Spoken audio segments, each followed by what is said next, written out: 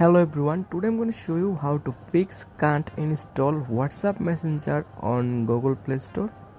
Okay, let's start the video. Now follow me all steps. I have solved your problem. Now first, open your phone setting, scroll down, tap on apps.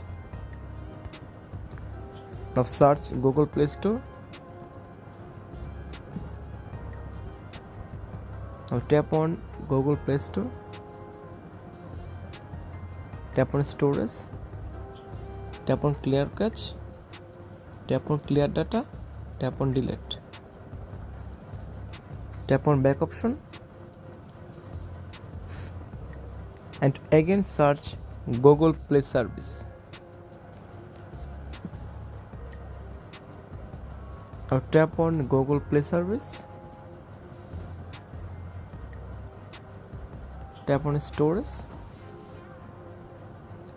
Tap on clear cache and tap on manage storage. Clear all data and finally tap on confirm.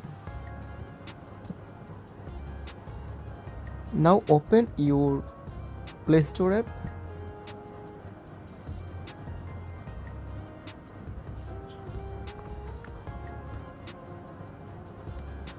Now search WhatsApp.